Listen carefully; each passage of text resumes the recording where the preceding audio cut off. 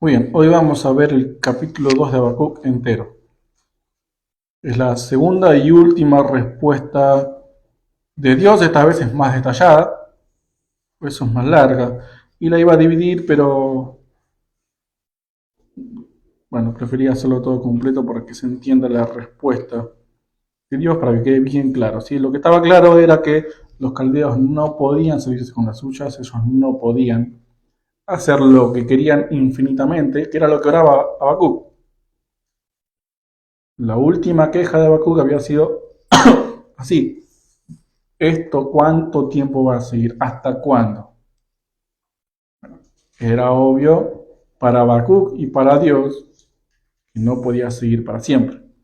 Ellos tenían e iban a pagar por sus pecados y los justos iban a ser librados. Vamos a leer los primeros 5 versículos. En realidad a partir del versículo 2, porque el versículo 1 lo usamos para la queja de Habacuc la semana pasada. Y el Señor me respondió y dijo, es decir, después de que Habacuc se quejó porque no entendía lo de los caldeos, Dios dijo: escribe la visión y declárala en tablas, para que corra el que leyere en ella. Aunque la visión tardará aún por un tiempo, mas se apresura hacia el fin y no mentirá. Aunque tardare, espéralo, porque sin duda vendrá, no tardará. He aquí que aquel cuya alma no es recta se enorgullece, mas el justo por su fe vivirá. Y también el que es dado al vino es traicionero, hombre soberbio, que no permanecerá. Ensanchó su boca, ensanchó como el Seol su alma, y es como la muerte que no se saciará. Antes reunió para sí todas las gentes y juntó para sí todos los pueblos. Bien, acá tenemos la frase que más destaca de todo el libro de Habacuc, incluso es citada en el Nuevo Testamento: el justo por su fe vivirá. El primer punto es ese: Dios le asegura que va a pasar lo que él dijo que iba a pasar. Primero, que los caldeos iban a venir a castigar a Judá por sus injusticias. Y segundo, que los caldeos también van a ser castigados por sus propias injusticias, principalmente por la idolatría, como le había adelantado en la primera respuesta.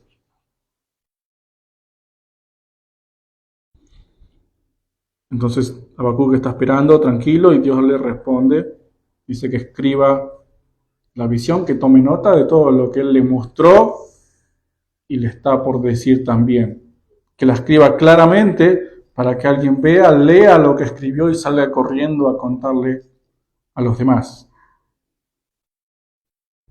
Fíjense que lo que le dice va a pasar, pero es extraño como él lo dice, porque al final del versículo 3 dice: aunque tardare, espéralo, porque sin duda vendrá, no tardará. Y básicamente está diciendo: aunque tarde, no va a tardar. Es una contradicción ahí en las palabras. Aunque tarde, no va a tardar. O sea, está tardando, pero en realidad no está tardando. Esa es la seguridad que da Dios de que las cosas van a pasar. Desde tu perspectiva, aunque te parezca que está tardando, en realidad no está tardando. Eso es lo que dice. Va a pasar todo lo que te estoy diciendo, todo. Es seguro, no hay manera de que eso falle. Aunque tarde, no va a tardar. Entonces dice: espéralo, aunque tarde, no tardará. ¿Y qué es lo que va a pasar en ese momento? Cuando vengan los caldeos a hacer justicia por parte de Dios en Judá, a castigar al pueblo de Judá. Bueno, va a haber dos tipos de personas: aquel cuya alma no es recta, es decir, el soberbio, el jactancioso, el impío, y el justo. El justo vive y vive por su fe, y su fe es la que lo hace justo, que ya lo vamos a ver al final.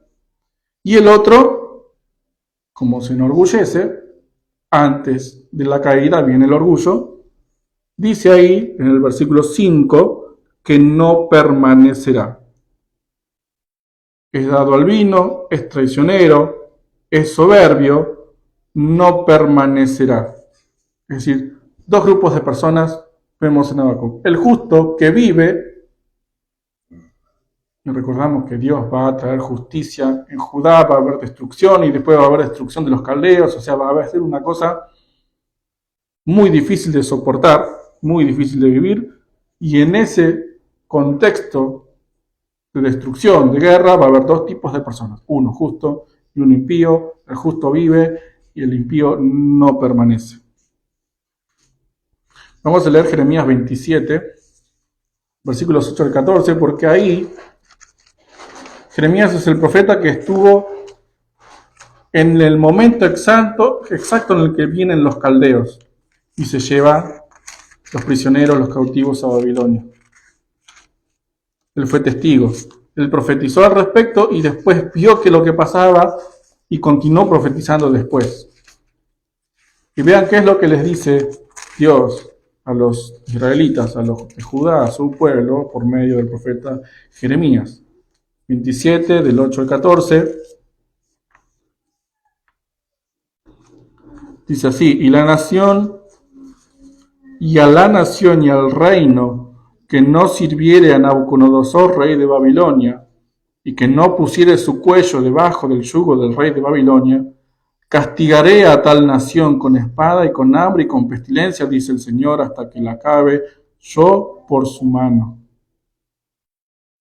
Las naciones estaban obligadas, porque Dios así lo había determinado, a rendirse ante Babilonia. Y al que no lo hiciere, él mismo lo iba a castigar por medio de Babilonia. Y vosotros, es decir, los israelitas, los de Judá, no prestéis oído a vuestros profetas, ni a vuestros adivinos, ni a vuestros soñadores, ni a vuestros agoreros, ni a vuestros encantadores que os hablan diciendo: no serviréis al rey de Babilonia. Los falsos profetas le decían que no iba a pasar nada. Que la profecía que estamos leyendo en Habacuc no iba a pasar. Dios decía sí iba a pasar, y había profetas falsos que dicen que no. Porque ellos os profetizan mentira, para haceros alejar de vuestra tierra y para que yo os arroje y perezcáis.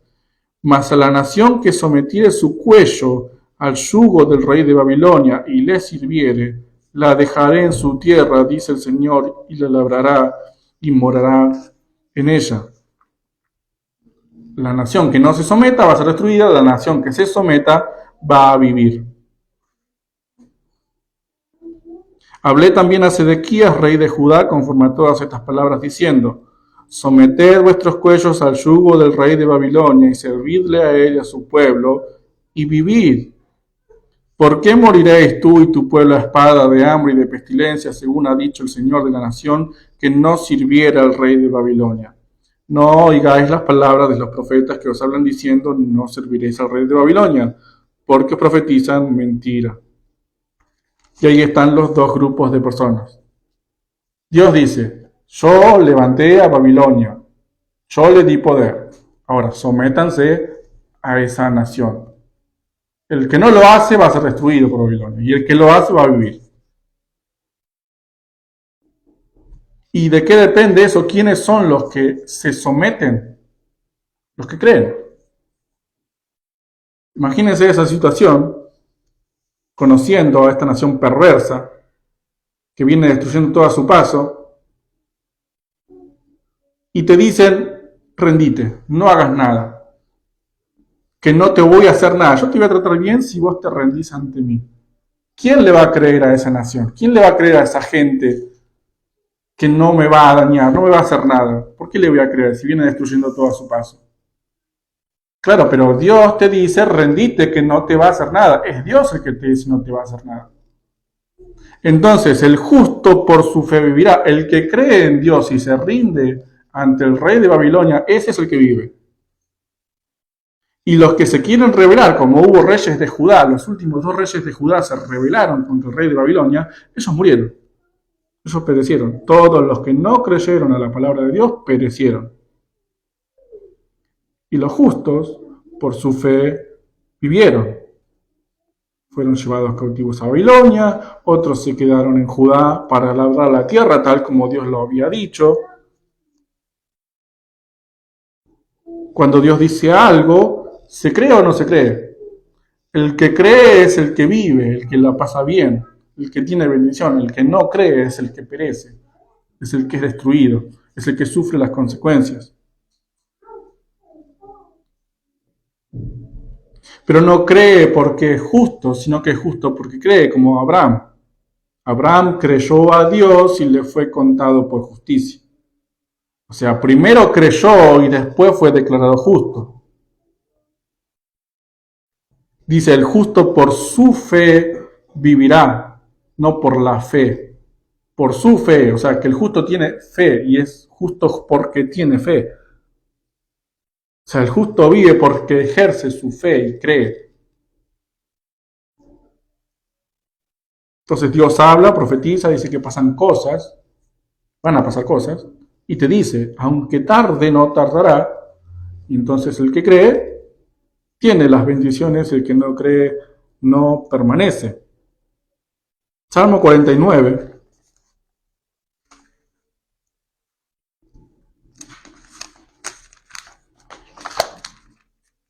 Versículos 13 al 20.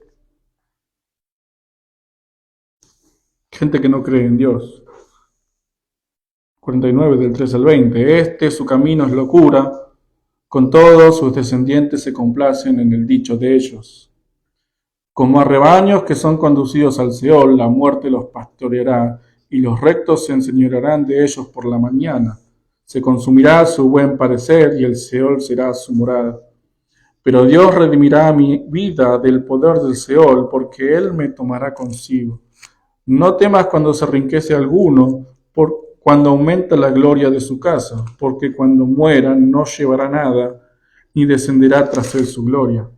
Aunque mientras viva llame dichosa su alma, y sea loado cuando prospere, entrará en la generación de sus padres y nunca más verá la luz. El hombre que está en honra y no entiende, semejante es a las bestias que perecen. Y hay algunos que creen que están tan firmes, como los caldeos, que no creen, obviamente no iban a creer. O sea, los caldeos escuchaban la profecía, que después les tocaba a ellos y obviamente no iban a creer. Y muchos de los de Judá tampoco creían.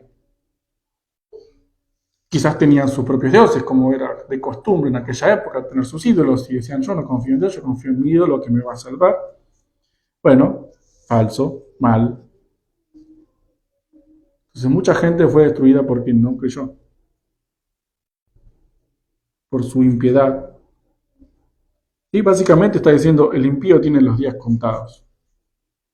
O sea, el impío mientras permanezca en su impiedad, tiene los días contados. Y esta respuesta de Dios, lo primero que le dice Dios, porque después se extiende la respuesta, sobre todo contra los impíos, que era lo que le preocupaba a Habacuc. Esta respuesta, lo primero que hace Dios es dar un alivio a Habacuc. Se le está diciendo, hay esperanza, o sea, tranquilo que hay esperanza, que el justo por su fe vivirá, y al mismo tiempo le está diciendo tranquilo porque también va a haber justicia. Y esa es una respuesta, una gran respuesta de Dios que sintetiza todo lo que le pasaba a Habacuc, o sea, encerraba todas las preocupaciones de Habacuc ahí, le responde de esta manera directa, concreta, el justo por su fe vivirá, el otro, el impío, no permanecerá. Perfecto. Eso responde todo lo que Habacuc tenía en mente y en su corazón. Entonces, creer o morir. O sea, las cosas van a pasar. El que cree vive, el que no cree no vive. Y a partir del versículo 6 tenemos ayes contra los injustos. ¿Sí? Ay del que multiplicó lo que no era suyo. ¿Sí? Esa expresión de dolor que también dicha por Dios es una maldición. Lo que hace es extender Dios la parte que dijimos recién de que el impío no permanecerá. Entonces acá detalla, explicita, lo deja bien claro, que los caldeos la van a pasar mal. Y dice por qué. Básicamente hay 5 ayes, 5 razones principales por las que los caldeos van a ser castigados. Y vamos a ir viendo uno por uno los ayes brevemente.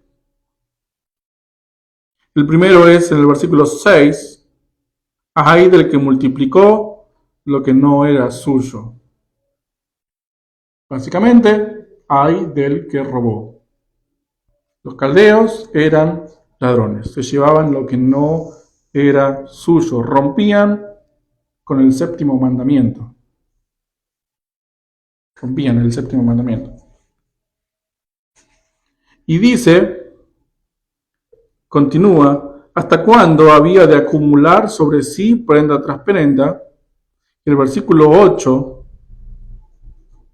perdón, vamos a leer el 7 y el 8 también. ¿No se levantarán de repente tus deudores y se despertarán los que te harán temblar y serán despojo para ellos? Por cuanto tú has despojado a muchas naciones, todos los otros pueblos te despojarán. Habla de deudores.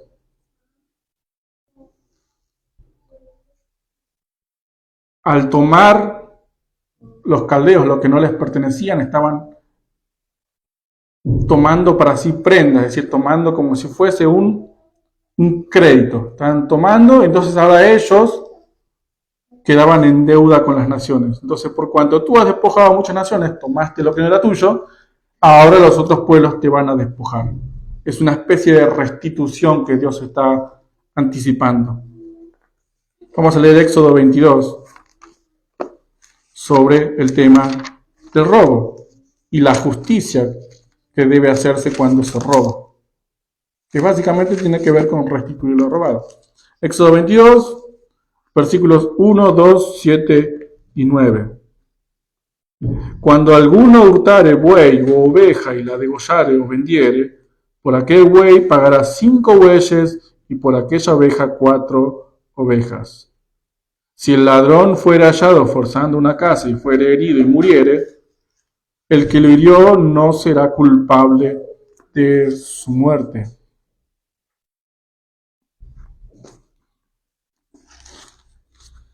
Versículo 7. Cuando alguno diera a su prójimo plata o alhajas a guardar y fuere hurtado de la casa de aquel hombre, si el ladrón fuera hallado, pagará el doble.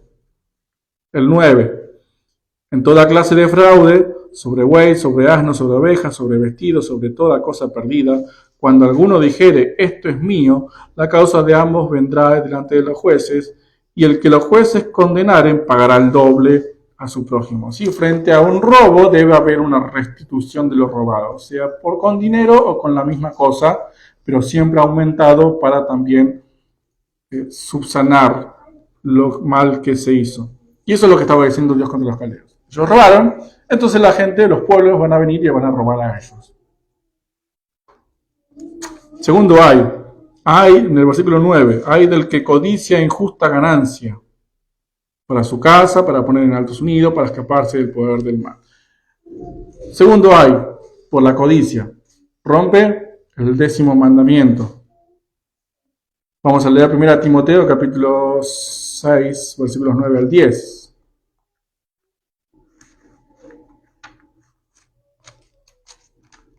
Primera Timoteo 6, del 9 al 10, la primera parte del 10, dice, porque los que quieren enriquecerse caen en tentación y lazo y en muchas codicias necias y dañosas que hunden a los hombres en destrucción y perdición, porque raíz de todos los males es el amor al dinero.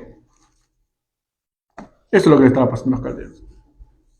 Amaban el dinero, codiciaban ganancia injusta, la codicia los va a llevar a la destrucción. Proverbios 13, versículo 11, la primera parte, dice que el dinero mal habido pronto se acaba. Ahí por los caldeos que estaban ganando o estaban codiciando el dinero. Tercera Versículo 12, hay del que edifica la ciudad con sangre y del que funda una ciudad con iniquidad. Ellos iban, robaban, saqueaban, se enriquecían a costa de los demás, pero al mismo tiempo mataban. No eran simples ladrones, eran perversos, eran crueles, como lo vimos el primer sermón. Y esto quebranta el quinto mandamiento: no matarás. Leemos en Levítico capítulo 24, versículo 7.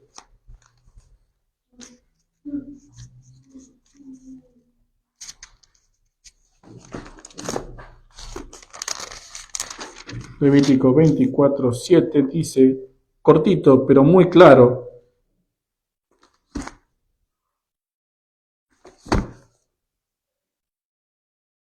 17, perdón, me comí el 1. 24:17, asimismo el hombre que hiere de muerte a cualquier persona que sufra la muerte. El hombre que hiere de muerte a cualquier persona que sufra la muerte. Directa, concreta, claramente. El hombre que mata debe morir. Esto es un versículo base para la pena de muerte. Si la Biblia, bíblicamente, la pena de muerte, mejor dicho, la pena de muerte es bíblica.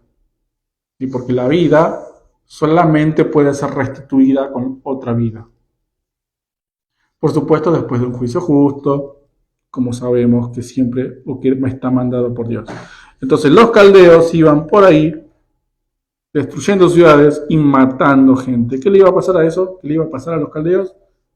Iban a sufrir también la muerte ellos.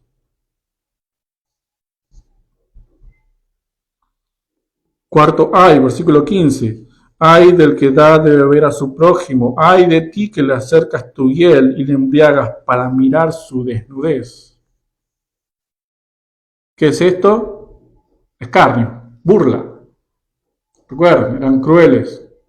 No solamente robaban, no saqueaban, no se enriquecían, solamente no mataban porque los estorbaban.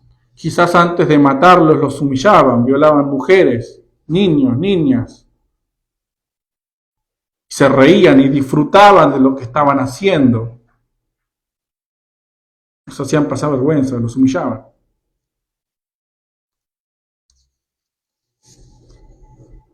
Y el escarnio, la burla, es una ofensa muy grande. Proverbios 19. Proverbios 19, versículo 29.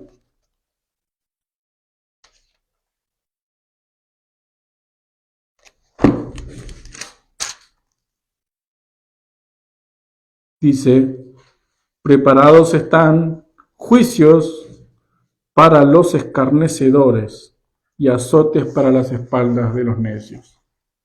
Es decir, ¿qué le espera al burlador, al que humilla a los demás, al que descubre su vergüenza, al que mira su desnudez, la desnudez de los demás? Juicio. Les espera juicio. La gente que vive burlándose de los demás les espera juicio. Y esto, los ayes que Dios pronuncia contra los caldeos, que falta uno, que lo vamos a dejar ahora para la tercera parte, calman todavía más a Habacuc. Porque a lo que a Habacuc más le preocupaba no era tanto la destrucción de Judá, porque eso lo entendió con la primera respuesta. Él entendió, vos sos eterno, yo confío, no moriremos. Eso estaba dentro de todo claro, pero faltaba la parte de los caldeos. Entonces Dios se extiende sobre eso y le dice, ellos hicieron esto y esto. Van a pagar, quédate tranquilo que van a pagar.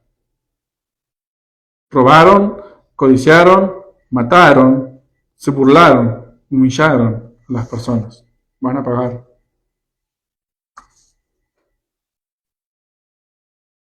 Y el quinto ay está en la tercera parte, que termina con el versículo 20 que dice, mas el Señor está en su santo templo, calle delante de él toda la tierra. Esto cierra la respuesta de Dios y le da la total y completa tranquilidad a Habacuc. Dios está en su santo templo. Pero ¿qué dice antes? ¿Y cuál es el quinto ay? La idolatría. Versículo 18. ¿De qué sirve la escultura que esculpió el que la hizo? La estatua de fundición que enseña mentira para que haciendo imágenes mudas confíe el hacedor en su obra. Ay del que dice al palo, despiértate, y a la piedra muda, levántate. ¿Podrá él enseñar? He aquí está cubierto de oro y plata, y no hay espíritu dentro de él. Mas el Señor está en su santo templo, calle delante de él toda la tierra. Esa gente es idólatra, como anticipó en su primera respuesta. Van a pagar. Ellos tienen sus estatuitas, cubiertas de oro, de plata, tienen yeso, de madera, pero no tienen espíritu, no tienen vida, no sirve de nada. Le hablan y no escuchan. Pero Dios está en su templo. Dios es vivo y está en su santo templo. Esta respuesta o esta frase tiene una relación directa con la idolatría, ¿sí? El contraste con los ídolos, pero también es un contraste con todo lo anterior. Los caldeos, con destrucción, con rebelión, y después te lo pone a Dios en su santo templo. Y eso termina entonces de tranquilizar a Habacuc, por lo que responde en el capítulo 3 con una alabanza, básicamente. Y la idolatría quebranta el primero y el segundo mandamiento. No tendrás dioses ajenos delante de mí, y no te harás semejanza de nada de lo que hay en el cielo ni en la tierra. La idolatría se paga caro. Y termina diciendo entonces, mostrando la majestad de Dios. Vamos a leer, por ejemplo, el Salmo 93, que es un salmo que habla justamente de la majestad de Dios.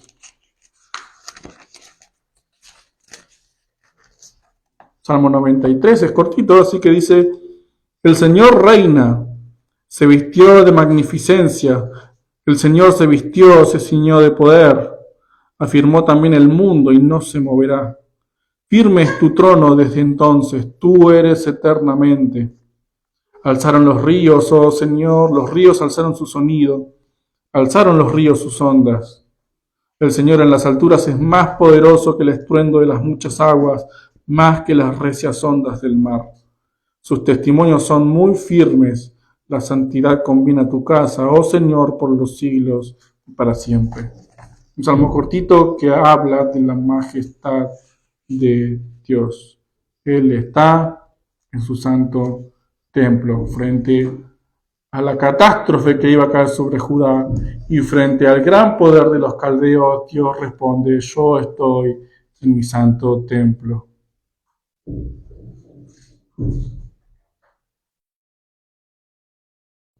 Así que lo que dije va a pasar. El que cree vive, el que no cree muere. Van a ser castigados los caldeos, porque yo estoy en mi santo templo, dice el Señor. Y para terminar con Cristo, volvemos a la primera frase, mas el justo por su fe vivirá, y volvemos a la misma idea. Dos clases de personas, uno que cree y vive, y el otro que no cree y perece. Primero hay que entender que todos partimos de una misma clase de personas. Todos somos pecadores. Romanos 3:23 lo dice claramente, por cuanto todos pecaron y están destituidos de la gloria de Dios, todos pecamos. Y si alguien dice yo nunca pequé, o yo no peco, o yo no merezco ir al infierno, fíjate si alguna vez mentiste, si alguna vez te quedaste con algo que no era tuyo, fíjate si alguna vez odiaste a alguna persona, eso es pecado, quedaste manchado, no puedes entrar al cielo, porque el cielo es un lugar perfecto donde solamente entran los perfectos. Así que todos estamos en esa condición de pecadores, manchados, no merecedores del cielo, sino al contrario, merecedores de condena. Pero tenemos igualmente dos tipos de personas, uno que cree y uno que no cree. El mismo pecador se divide en dos. Y no hay nada, absolutamente nada que el pecador pueda hacer para estar del lado del que vive. Si el pecador se divide entre el que vive y el que no vive, el que muere, entre el que va al cielo y el que va al infierno. El que va al cielo es el que cree, porque el justo por su fe vivirá. Y el otro es el que no cree. Pero no hay nada que nadie pueda hacer para que eso cambie.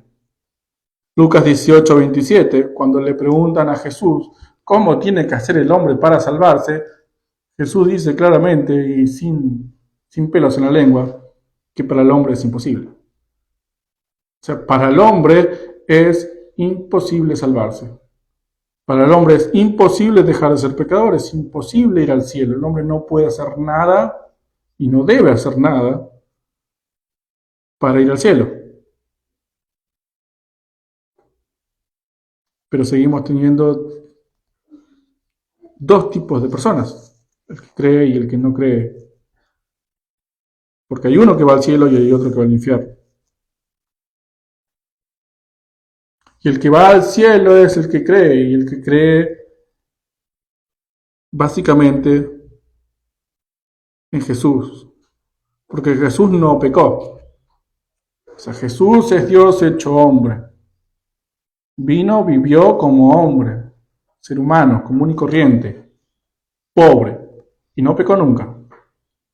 Muchos pasajes testifican de esto. Hebreos 4:15, 2 Corintios 5:21, Primera de Pedro, capítulo 2, versículo 22, Juan 3:5. Podemos leer, por ejemplo, Juan 3, versículo 5,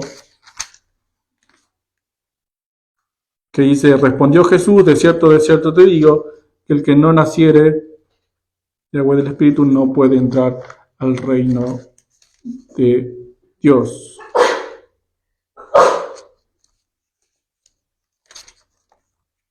Bueno, fue también tipé mal. Jesús no pecó nunca. Y eso es lo primero que tiene que creer el que quiere ir al cielo. Que Jesús no pecó. Como Jesús no pecó, Él tiene entrada al cielo. Ahora, la paga del pecado es la muerte. Muerte física, todos morimos porque todos somos pecadores, pero también está la muerte espiritual. Y la muerte espiritual es el alejamiento de Dios. Y hay una muerte eterna, que es el infierno, que es permanecer eternamente lejos de Dios, sin gracia de Dios. Y hay una vida eterna, que es permanecer en el cielo, siempre en compañía y con la gracia de Dios. Y lo segundo que hay que creer es que Dios, Jesús, no habiendo pecado nunca, murió en la carne, que no lo merecía, porque no era pecador, y además murió en el Espíritu. En la cruz Jesús fue, como dijimos la semana pasada, separado del Padre, sufrió el infierno en sí mismo, sufrió esa separación de Dios para, con su muerte, pagar por nuestros pecados. La paga del pecado es la muerte. Pecamos, merecemos morir, física y espiritualmente, para siempre. Pero Jesús murió para pagar por nosotros. Pagó esa muerte por nosotros. El que cree en Él, que vivió perfectamente, sin pecar nunca, y que murió para pagar los pecados, tiene sus pecados pagados. Él no merecía morir, pero murió para pagar por nosotros nuestros pecados. Vamos a leer para terminar Juan 3, el versículo tan conocido, Juan 3:16, pero lo vamos a leer hasta el versículo 18. Juan 3:16 al 18. Porque de tal manera amó Dios al mundo que ha dado a su Hijo unigénito, para que todo aquel que en Él cree no se pierda, mas tenga vida eterna. Eso es, el justo por su fe vivirá. El que cree en Cristo vive, tiene vida eterna. Porque no envió Dios a su Hijo al mundo para condenar al mundo, sino para que el mundo sea salvo por él. El que cree en él no es condenado, pero el que no cree ya ha sido condenado porque no ha creído en el nombre del unigénito de Dios. El justo por su fe vivirá y el impío no permanecerá. ¿Qué tiene que creer? Que Jesús es Dios hecho hombre, que vivió una vida perfecta y que no mereciendo morir, murió igual, se sacrificó a sí mismo para pagar con su muerte física y espiritual nuestra condena por nosotros, una fianza.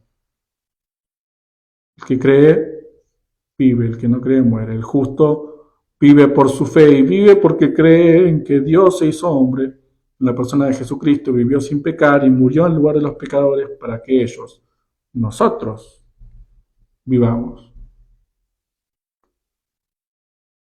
Así que el justo por su fe vivirá. Que cree en Dios, cree lo que Dios dice, vive. El resto la pasa mal. Oramos y damos gracias, Padre. Gracias por habernos hablado, por habernos enseñado un poco más acerca de tu palabra, acerca de tu obra, acerca de cómo haces las cosas. Vos hablás, profetizás por medio de tu palabra escrita que inspiraste o que inspiró tu Santo Espíritu los autores de los libros que tenemos. El que cree tu palabra es el que vive. El que no cree ya está condenado y quedará condenado eternamente lejos de tu gracia. Habacuc tenía quejas, tenía dudas, pero le respondiste de esta manera y creyó y vivió. Así que te pedimos que nos ayudes a creer, a leer y a creer lo que leemos, para que vivamos en esta vida y en la otra, cerca de tu presencia. Nos ponemos en tus manos para que dispongas lo que te plazca para nuestras vidas, porque todo lo que nos pasa es para nuestro bien. Que así sea en el nombre de Jesús. Amén.